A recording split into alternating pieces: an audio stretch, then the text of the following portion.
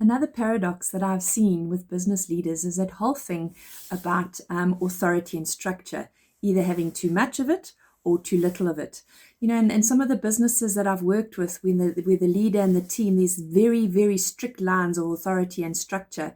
And what actually tends to happen is that the team members stop thinking for themselves. They feel stunted, micromanaged, and they hold back and tend to only tell you as a leader what you want to hear. On the flip side, you've got businesses that I've seen that if there's too little authority and structure, and how that the team starts to behave here is that there's unclear expectations. No one really knows what they're supposed to be doing, and toxicity and disrespect can creep in because people are naturally competitive. And then ultimately with that, a team like that is goals may take, or outcomes can take too long to actually achieve.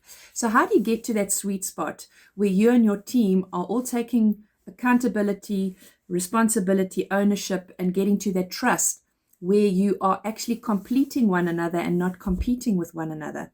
In my mind, there's three things. Is number one is prioritizing self-awareness. Make sure each of your team members knows how they're wired, what their natural strengths are, and what their natural blind spots are, and that they are committed to personal growth and development, so they keep leveling up.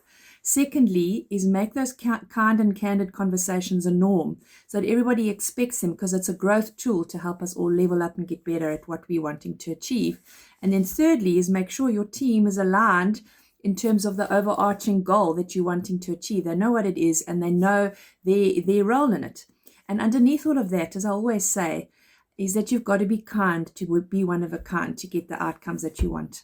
All the best with it.